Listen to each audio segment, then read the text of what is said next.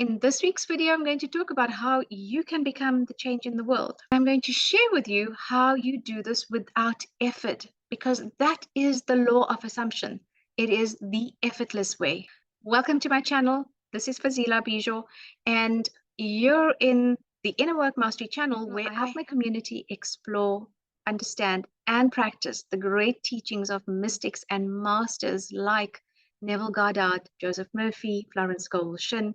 I create the content on this channel so that you can understand how you can make these teachings a part and a way of life.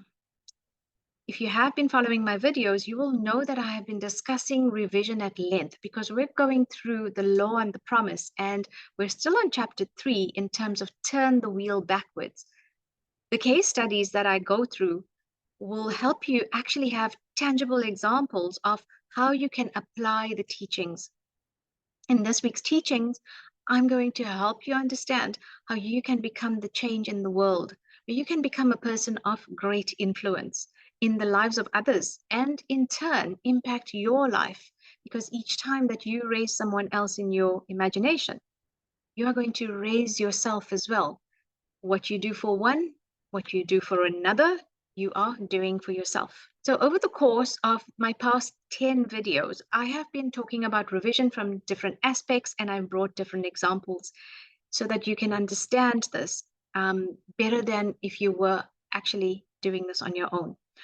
So I do encourage you to go back to different videos that I will reference as links, or I will put into the description box, that are pertinent to complete your understanding. If you're new to this channel, it will do you well to start with looking at the feeling is the secret. We'll be looking at the importance of how you can become the change in the world and impact the lives of others. You most definitely influence the lives of others. But now you have the opportunity to do this consciously and deliberately, and in a way that you can actually do this responsibly. With great power comes great responsibility.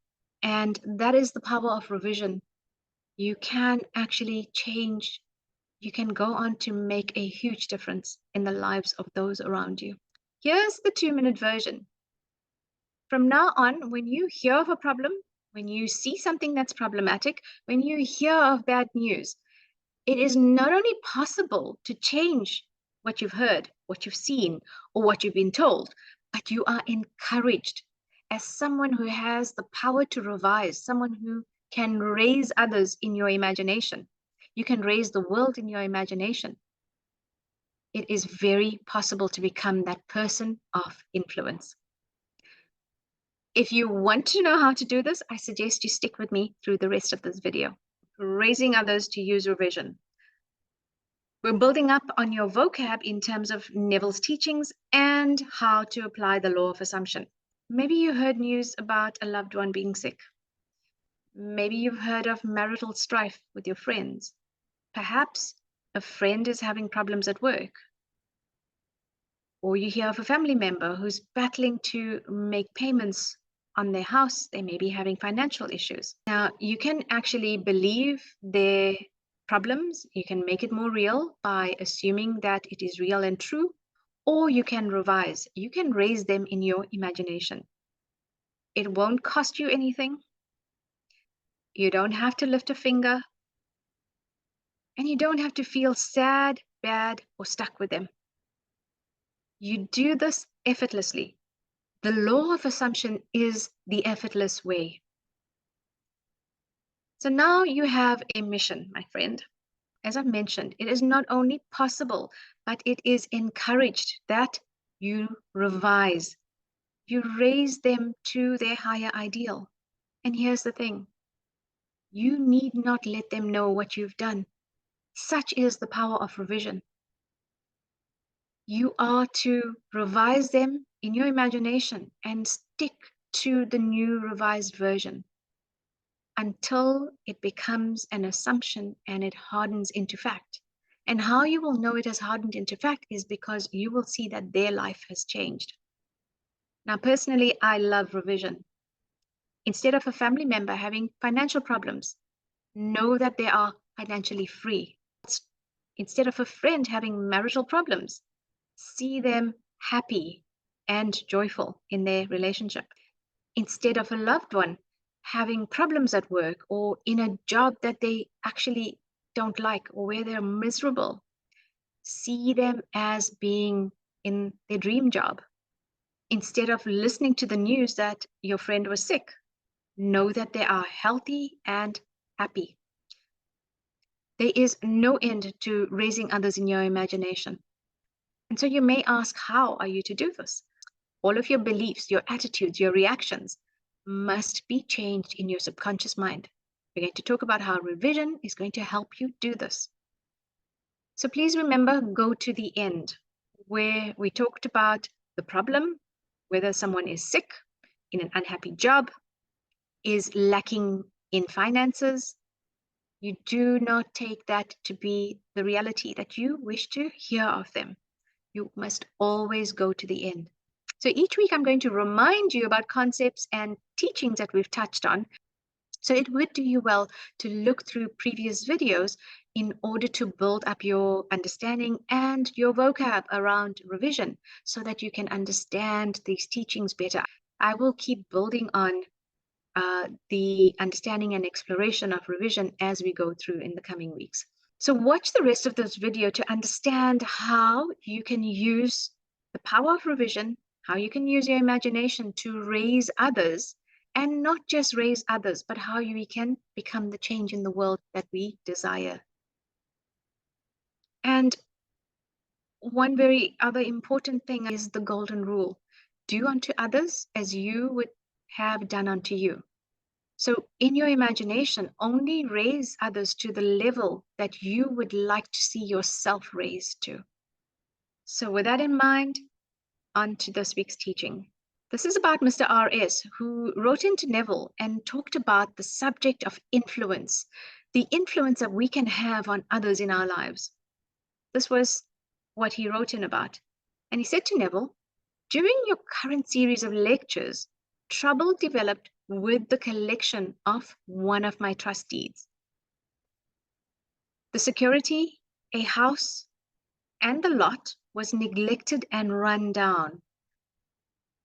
What they observed was that the owners were spending their time and their money in bars, while their two little girls, aged 9 and 11, were uncared for. And what RS highlights is it wasn't just negligence of the property, but negligence in terms of the two little girls in this family. This is what RS says in terms of employing his imagination. In my imagination, I drove my wife past the property and I said to her, "Isn't the yard beautiful? It's so neat and well cared for. Those people really show their love for their home." Now, in my previous video, which I'll be linking above, about the four mighty ones, can you identify the four mighty ones? Which I won't be explaining here, but I will be pointing out the role of the four mighty ones. So the first thing we know is the producer, and the producer wrote about the theme of the home. The author takes that theme and has written out the end, which is the yard is beautiful and the home is neat and well cared for. Now, the director and the actor both keep true to the script.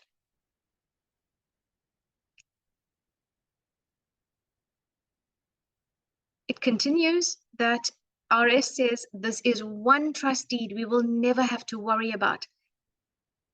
And what he said he would do is he would see the house and the lot as he wanted to see it. It's a lovely place and it gives me a warm feeling. It gives me a warm glow of pleasure. And this is done in imagination.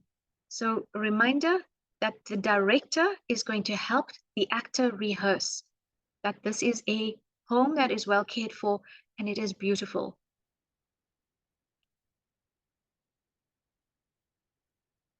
And the other thing that happens here is RS says every time I thought of this property, every time he thought of the lot when it was in the current condition, he repeated the imaginal scene. So what we see here is that may be the current state, but the director and the actor rehearsed this to the point that this the imaginal scene becomes the new reality.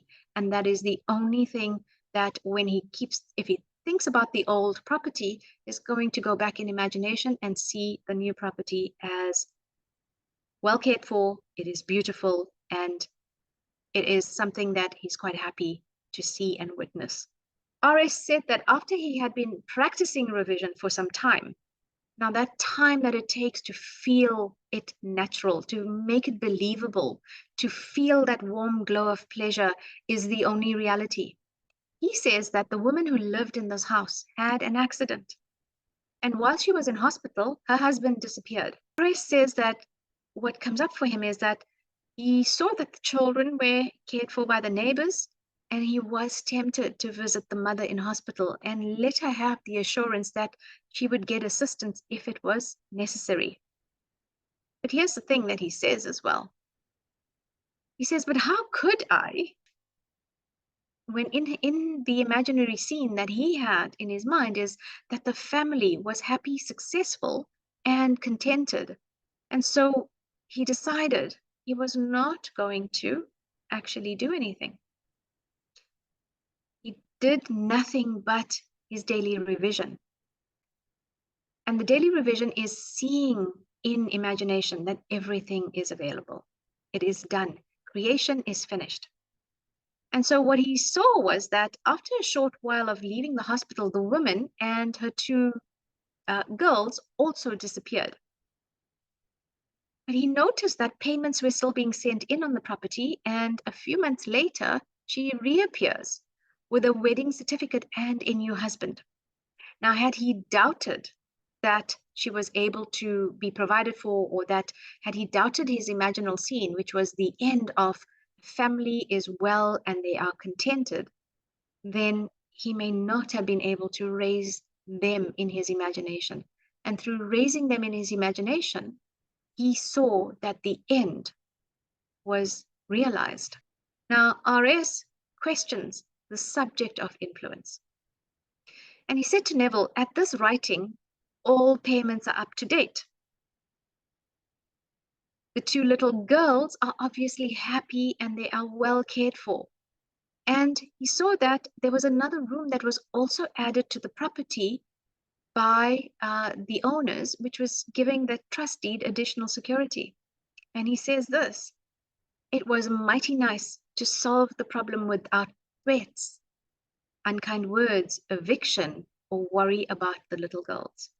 And that's the effortless way, is he raised them in his imagination and he stayed true to it, no matter what the external circumstances looked like. He says to Neville, but was there something in my imagination, in what I imagined, that sent that woman to the hospital?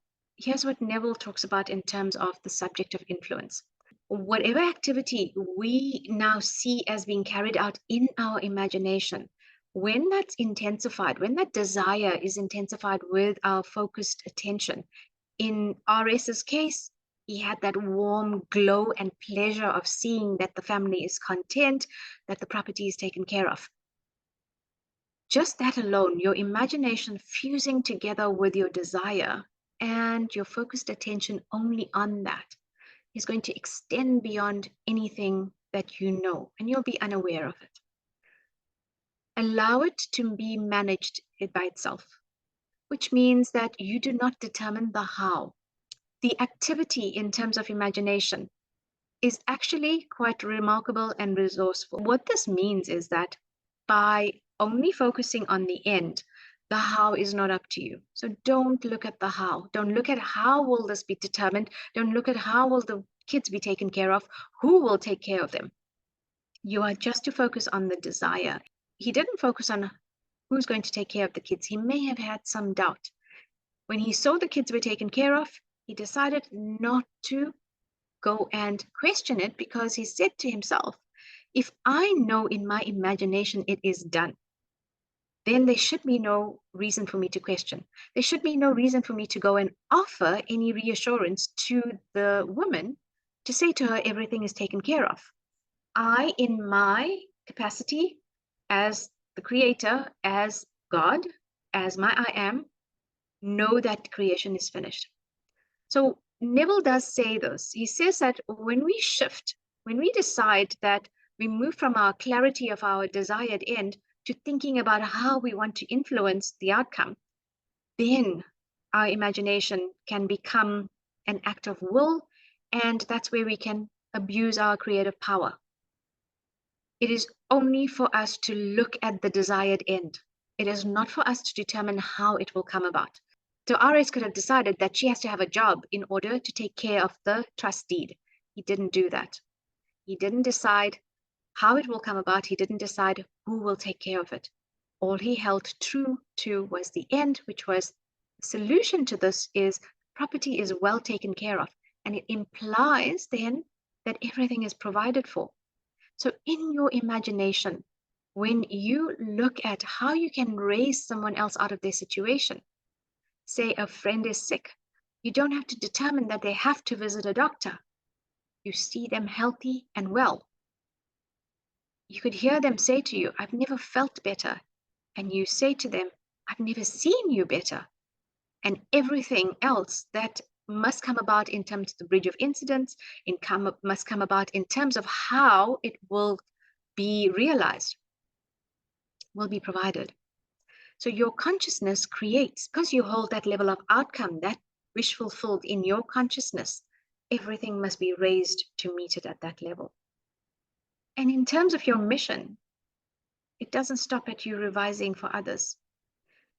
You can also change what you're seeing and hearing in terms of the economy. And you no longer become the person who is at the mercy or at the will of what's happening in the economy. You can change what you're hearing about politics. You can raise others in terms of mental health issues. You can raise the world in terms of mental health issues. Whatever might be going on in terms of the climate or the recession, you can raise others in terms of their health issues. There is no end to what you can do in terms of imagination. So please leave your comments in the section below. Let me know what insights you have gained. How have these teachings helped you? How can you raise the world? How can you become the change that we can see in the world? Each person that raises the world and raises others in their imagination raises the world for themselves. Remember the golden rule: what you do for another, you do for yourself. I encourage you to test the law and please prove it for yourself. So that was this week's video on being the change in the world. I love that revision is so deep and it actually has no limits in terms of what we can imagine, what we can revise. As I've mentioned, my previous videos talk about different case studies, and you can see from this week's case study, one of the questions that came about is the subject of our influence on others. You are the operant power. You can bring about a tremendous change in the world by seeing and raising others. And I trust then that this video helps you to see the power and also bring in the wisdom in terms of how you can imagine for yourself, how you can imagine for me, and how you can imagine for the world and humanity. Thank you for creating a greater and a better world. Thank you for expanding with me. So if you have any topics that you want me to cover, please comment down below. My name is Fazila Bijo, and I would love for you to share, like, subscribe. I will see you in the next video.